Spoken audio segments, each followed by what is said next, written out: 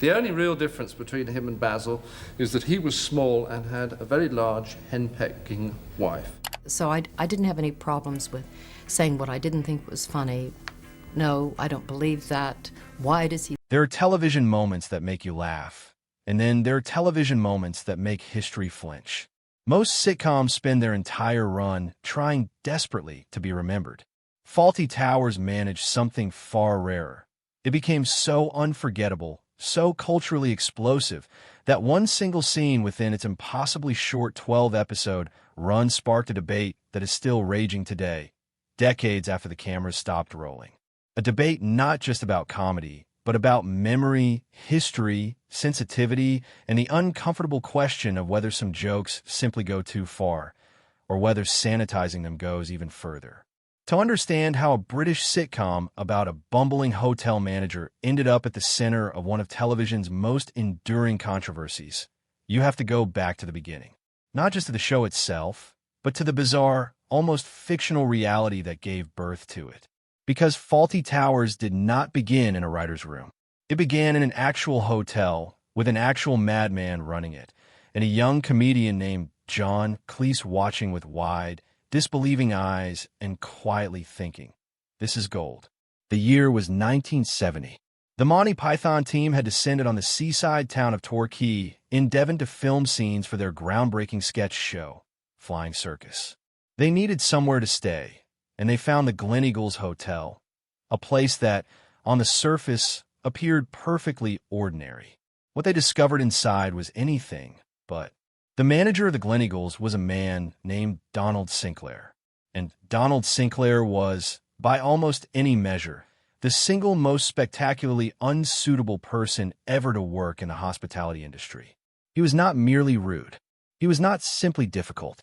He was a one-man theatrical production of everything a hotelier should never be, wrapped up in a suit and stationed behind a reception desk like a grenade with a pin already pulled. Eric Idle left his briefcase unattended in the hotel lobby for a few minutes. A reasonable person might have asked who it belonged to. Sinclair picked it up and threw it over a garden wall, having decided it was a bomb.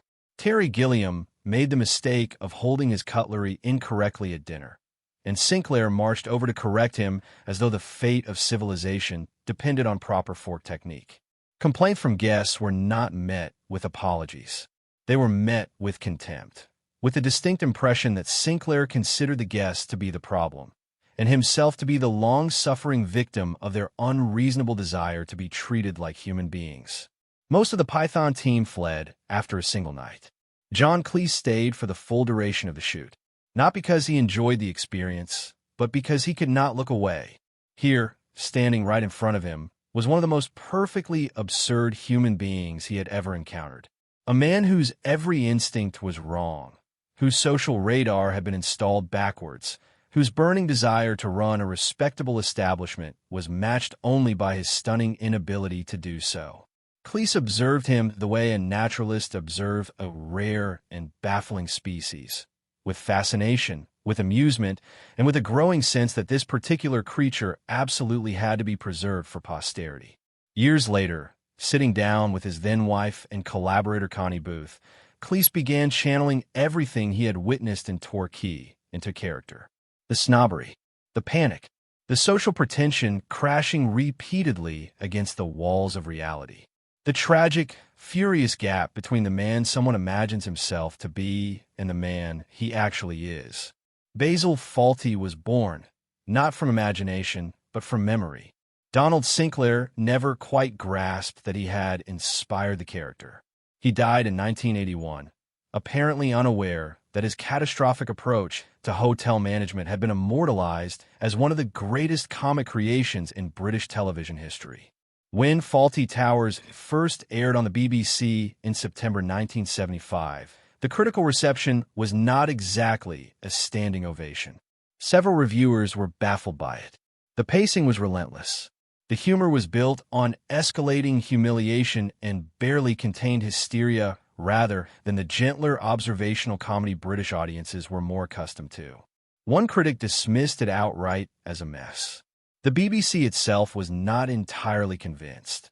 After the first 6 episodes aired, There were genuine internal discussions about whether to continue with the show at all. But something extraordinary was happening in living rooms across Britain. Audiences were not merely watching Fawlty Towers.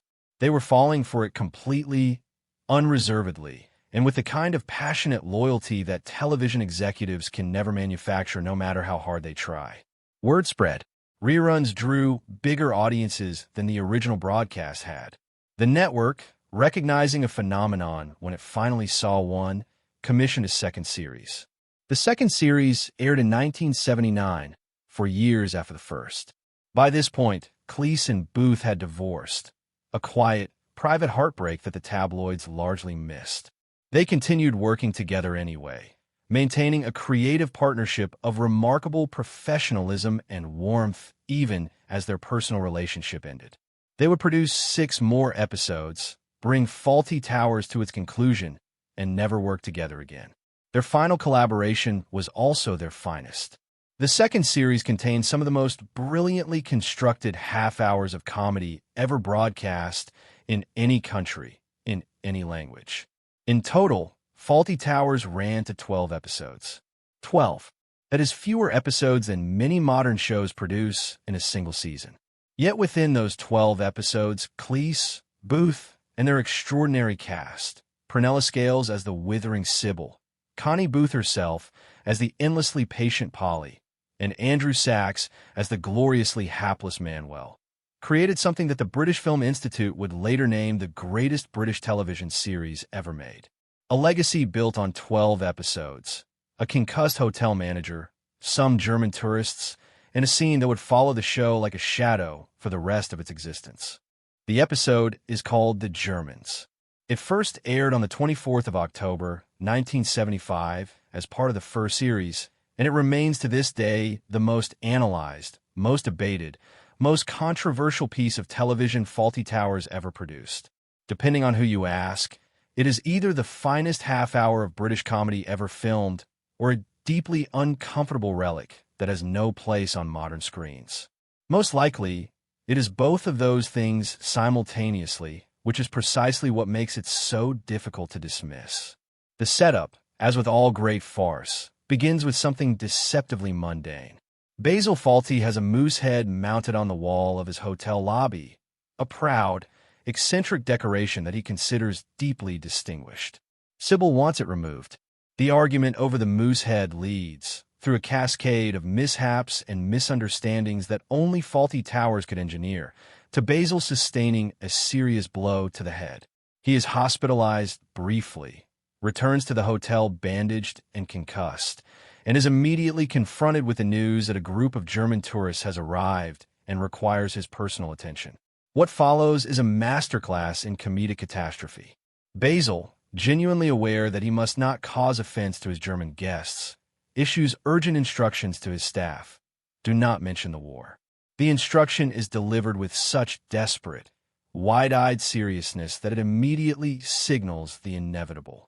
In the world of Fawlty Towers, the thing Basil most desperately tries to avoid is always the thing that destroys him. His warnings to others are always warnings he cannot follow himself. The scene escalates with extraordinary speed. Every attempt Basil makes to steer conversation away from the Second World War plunges him deeper into it.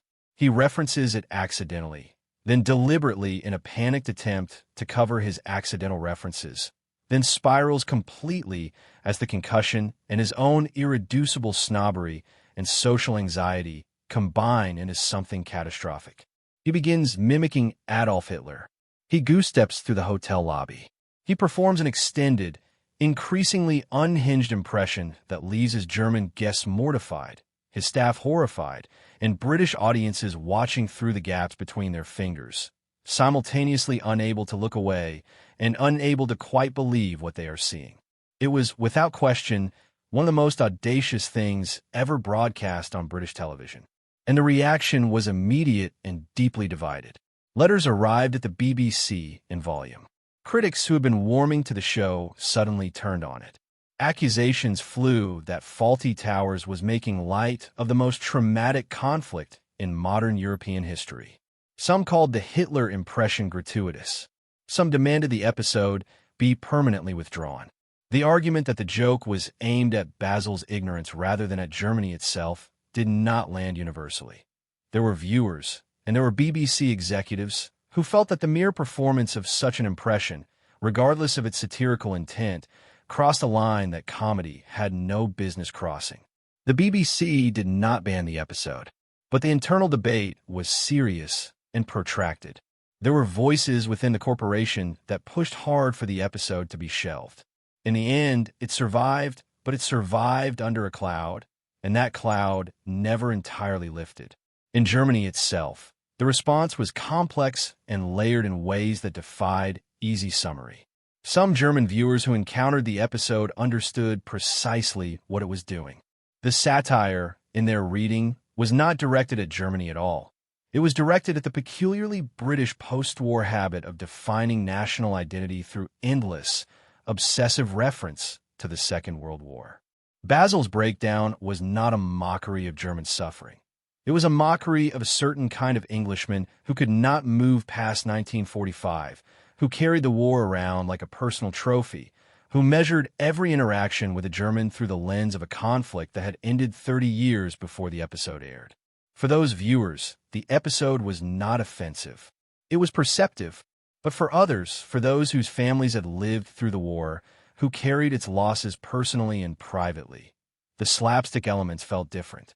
An impression of Hitler played for laughs, however clearly framed as a satire of British attitudes rather than a celebration of fascism, could not simply be intellectually processed by someone for whom that name carried the weight of genuine horror. The gap between satirical intent and emotional impact is always wider than artists and critics tend to assume. John Cleese has never backed away from defending the episode. He has argued, repeatedly and forcefully, that the purpose of satire is precisely to make audiences uncomfortable, that comedy which only ever confirms what people already believe is not comedy at all, but flattery. His position, stated in numerous interviews over the decades, is that Basil Fawlty was never a figure of admiration. He was a figure of ridicule. His racism, his snobbery, his social anxiety, and his desperate pretension were always the targets. When Basil goose-steps through the lobby, the audience is not being invited to find Nazism funny. They are being invited to find Basil's profound, irredeemable stupidity funny, and through that laughter, to recognize the same impulse in the culture around them. It is a coherent argument. It is, in many ways, a correct argument. And it is an argument that has never fully resolved the controversy. Decades passed. Fawlty Towers settled into the status of a classic, studied in media courses, endlessly quoted, regularly cited in polls of the greatest British television programs ever made. The Germans was always acknowledged as its most famous episode, the one everyone had seen, the one most often discussed. The goose step became shorthand for the episode in the same way that certain catchphrases become shorthand for entire eras of television. Then the streaming age arrived, and with it a renewed and sometimes ferocious conversation about how old comedies should be handled in a cultural landscape with different values and different sensitivities than the one in which they were made. In 2020, UKTV, a British streaming service, temporarily removed the Germans from its platform while it reviewed the episode's content. The decision sparked outrage that was swift, loud, and came from across the political spectrum. Fans who had grown up with the show were